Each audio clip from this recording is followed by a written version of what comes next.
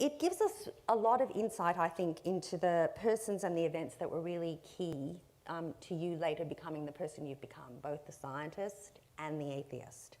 And I thought it would be interesting for the audience. I know there's so many characters in the book, and I really do commend people to read all of them, but maybe you could pick one character who you feel was a great influence for you in terms of the scientist you've become, and one character who was a great influence for you in terms of the atheist that you've become. Well, before I do that, and I will do that, since you mentioned beautifully written, I'd like to plug a book.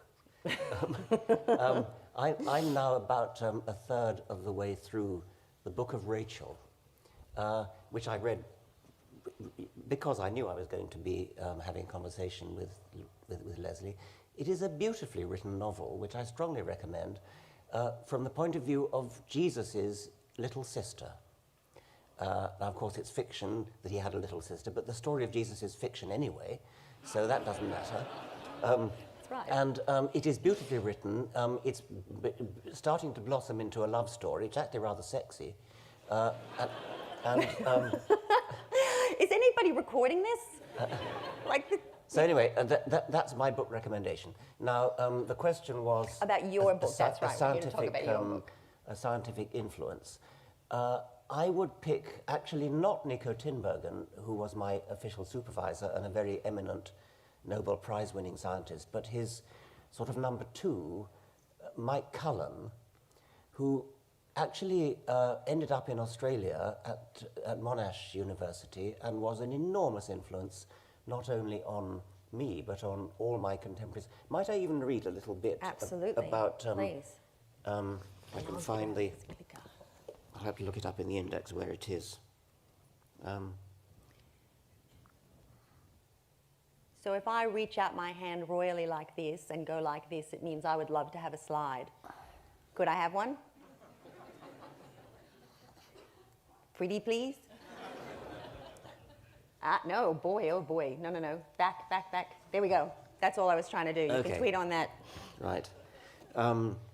So this is from the eulogy that I read for him at his funeral in Wadham College, Oxford, after he died in Australia, explaining that he devoted his life to his students and colleagues rather than to his own personal aggrandizement. The worldly success of scientists is judged for promotion or honors by their published papers. Mike did not rate highly on this index, but if he had consented to add his name to his students' publications as readily as modern supervisors insist on putting their names on papers to which they contribute much less, Mike would have been a conventionally successful scientist lauded with conventional honors. As it is, he was a brilliantly successful scientist in a far deeper and truer sense, and I think we know which kind of scientist we really admire. Oxford sadly lost him to Australia. Years later, in Melbourne, at a party for me as visiting lecturer, I was standing, probably rather stiffly, with a drink in my hand. Suddenly, a familiar figure shot into the room, in a hurry as ever. The rest of us were in suits, but not this familiar figure. The years vanished away. Everything was the same. Though he must have been well into his 60s, he seemed still to be in his 30s. The glow of boyish enthusiasm, even the red sweater. Next day, he drove me to the coast to see his beloved penguins, stopping on the way to look at giant Australian earthworms, many feet long. We tired the sun with talking, not, I think, about old times and old friends, and certainly not about ambition, grant-getting, and papers in nature, but about new science and new ideas. It was a perfect day, the last day I saw him. We may know other scientists as intelligent as Mike Cullen, though not many. We may know other scientists who were as generous in support, though vanishingly few. But I declare we have known nobody who had so much to give, combined with so much generosity in giving it. Oh, that's beautiful. As a teacher, how do you reconcile encouraging students to think for themselves and come to their own conclusions while still maintaining the sort of authority figure that you need to maintain in the classroom. While still maintaining what, sorry? The presence of authority that you still need to maintain to keep a classroom more or less under control. So you're worried that there's a kind of incompatibility between encouraging children to be questioning and maintaining what discipline in the classroom, because too much questioning is... where's the question? I can't actually see. Over here. Oh, yes. Hi. Why don't you stand up? Yeah, Because it's yeah. hard for him to Yeah. connect with you if he can't see you. I mean, I think that's a very interesting question, and I've heard stories, quite a lot of stories of children who've questioned the religious studies teacher and been thrown out for kind it of guilty of because that myself. they don't like the idea of being questioned. I would have hoped that if the question is an honest, intelligent question that really stems from honest skepticism, honest curiosity, that the teacher should welcome it every time. Oh, it's not about dismissing questions. It's more about the balance of keeping discipline in the classroom while encouraging kids to not blindly follow authority. That is tricky. Yes. I haven't much experience of that. My teaching has always been at university level, which I suppose is similar. I'm not sure that I quite understand the problem. Well, think about it. then At a waste of university, time? you get up on a podium, and in some ways, the university setting actually gives more authority to us as lecturers because we're sort of on this kind of a dais, almost like this. Whereas you're talking about a more primary school, high school classroom? Secondary school. Secondary school, yeah. So maybe it's also just this issue about you have to manage kids more when they're not at university. Well, the only problem I can see is that if a child is particularly argumentative, it might waste everybody else's time, but otherwise I can't see a problem with it. Point taken. Thank you, Richard. Who else has got needs a mic? There we go. Go ahead. This is just a comment, really. You don't have, it's not a question, but I mean, I've heard you talk, Richard, over the years on many forums, and personally, I would like to hear you occasionally talk on evolutionary biology, which is your specialty. I would love to talk about Yeah. it. And that's what I want to hear you talk on, mate.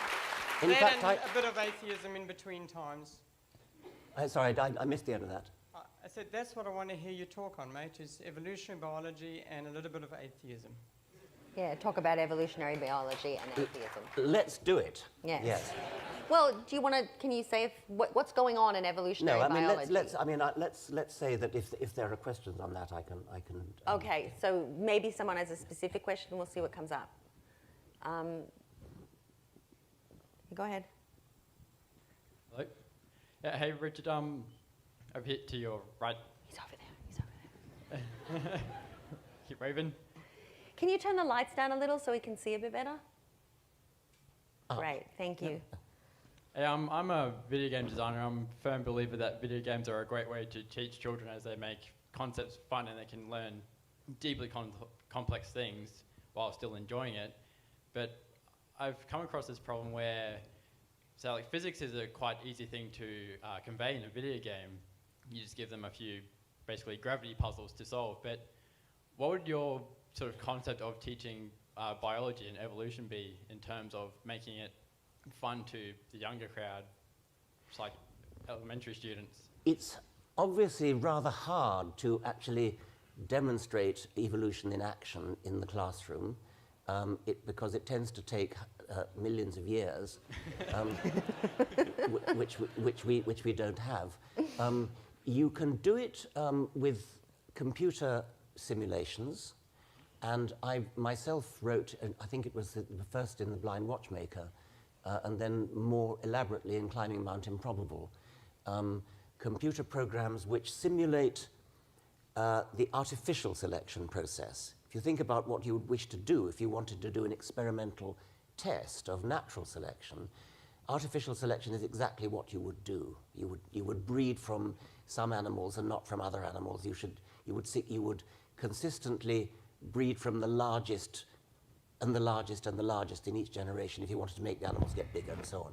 So I wrote a series of computer programs in which what you see on the computer screen is a parent animal in the middle and progeny, mutant progeny, all around. And the mutants are slightly different from the parent, and the child chooses which of the progeny to breed from.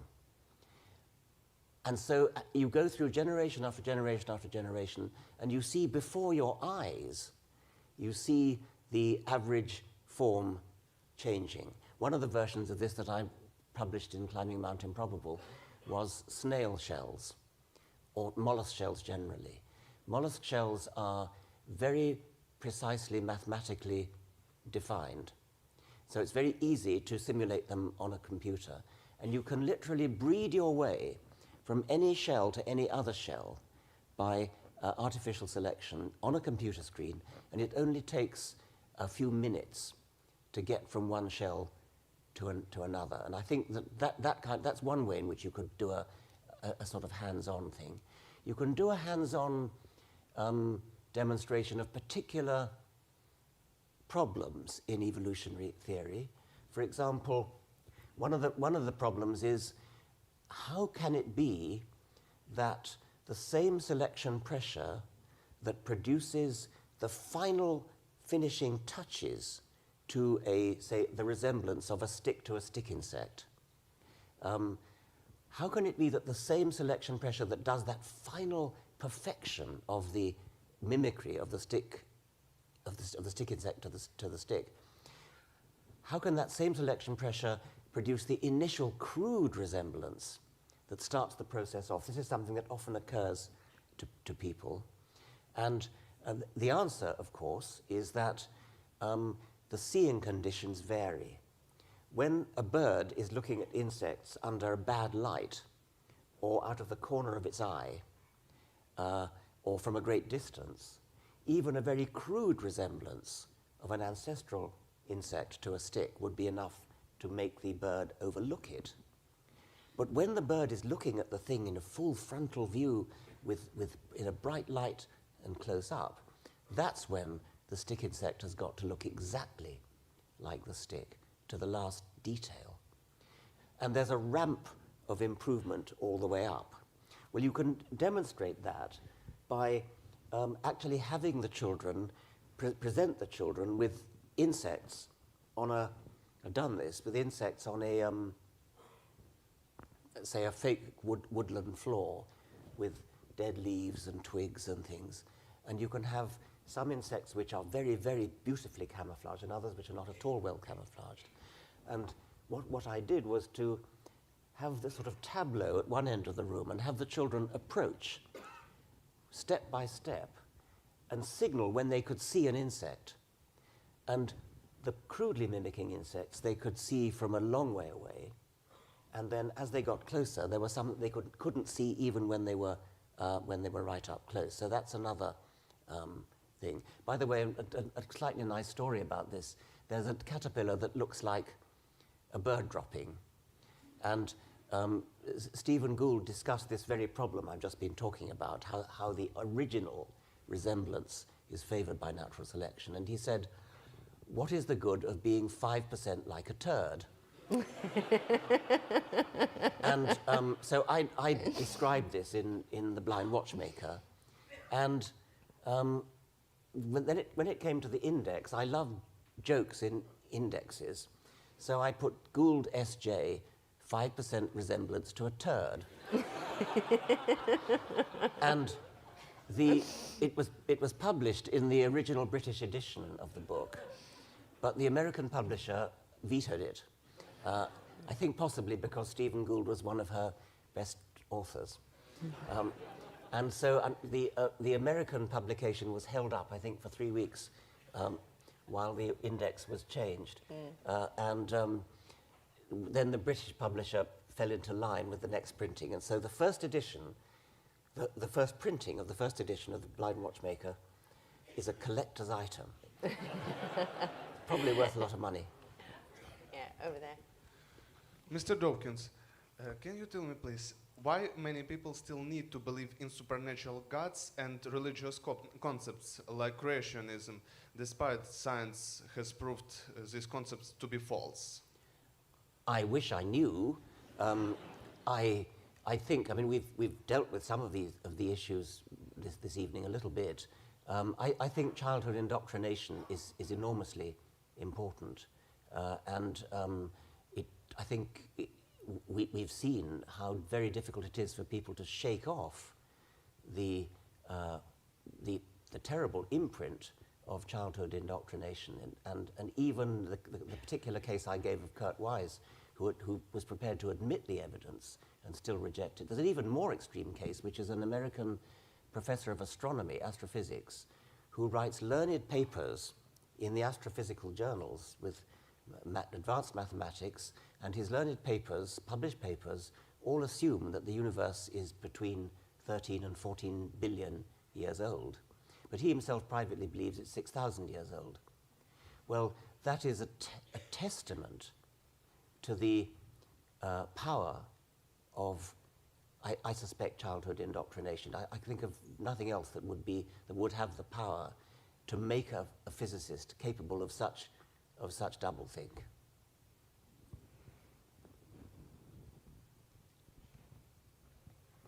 Is this working?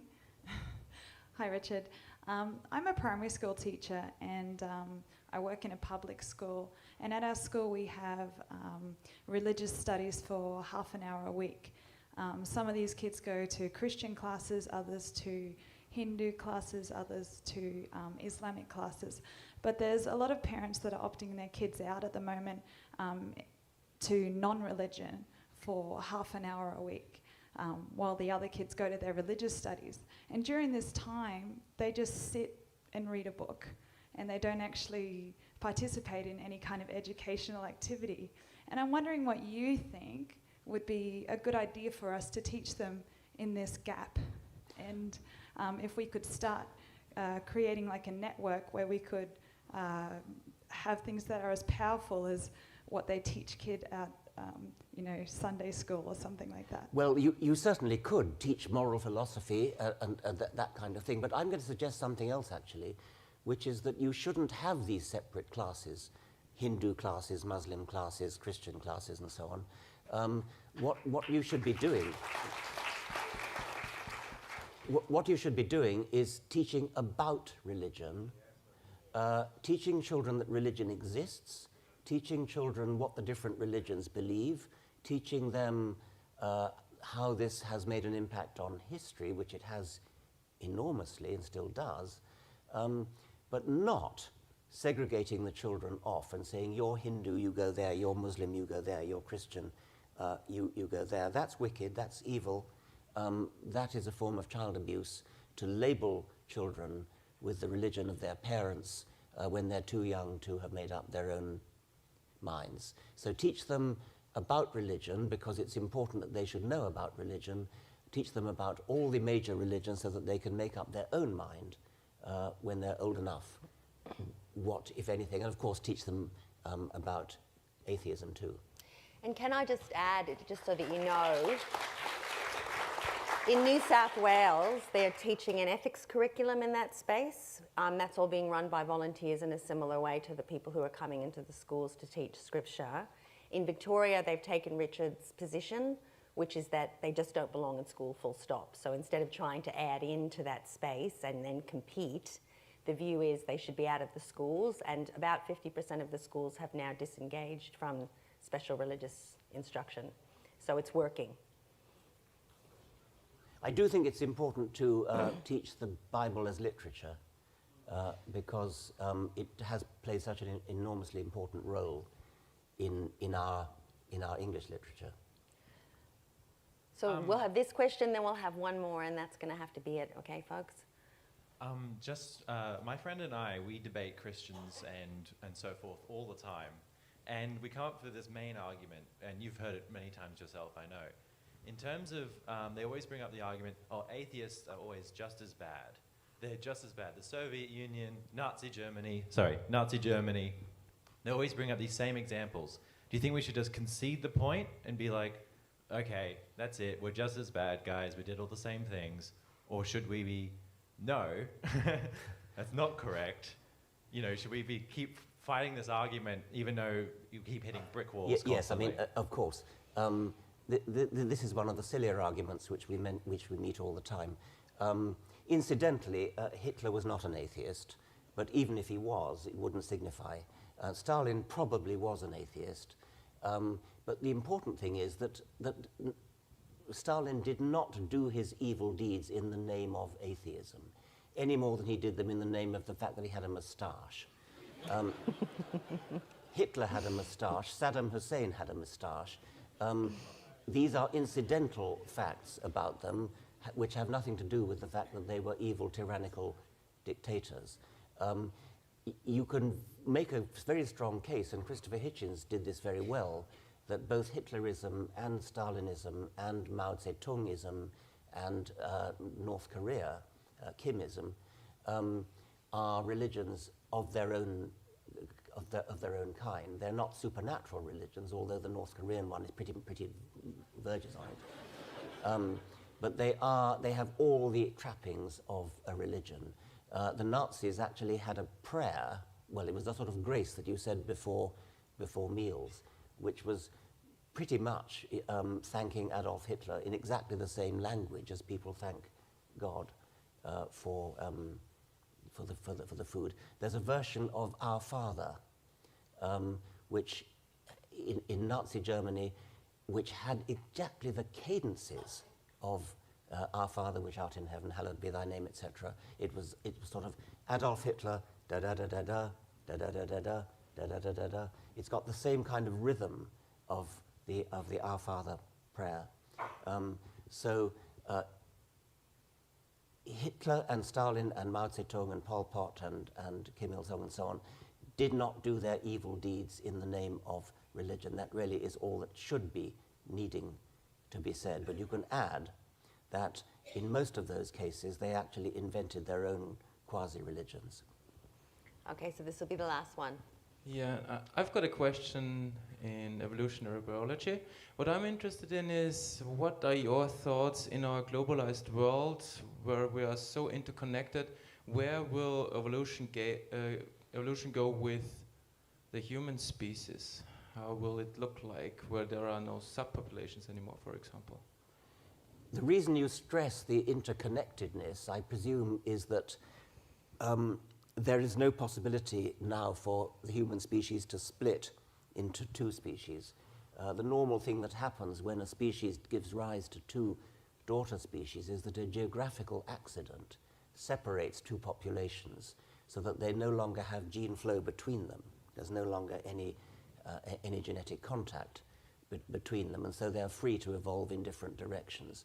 That would only happen if we perhaps set up colonies on Mars and there were no further intercourse between Earth and Mars. So I presume that's why you mentioned interconnectedness. The general question of the future of human evolution, I suspect that biological evolution is completely overshadowed now by the breakneck pace of cultural evolution in humans.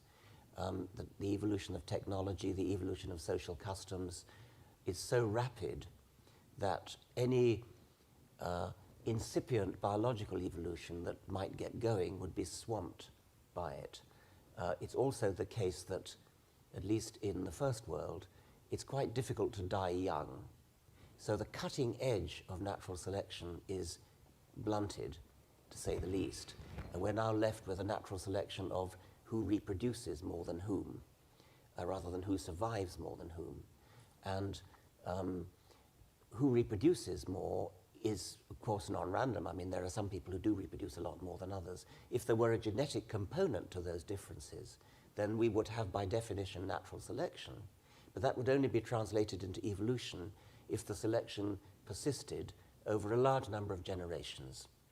And that seems unlikely, because a large number of generations would span a huge amount of cultural change, technological change.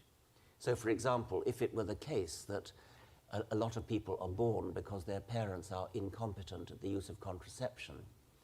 If there were a genetic tendency to be incompetent, then we have natural selection. By definition, we have natural selection in favor of incompetence. That's the way natural selection works.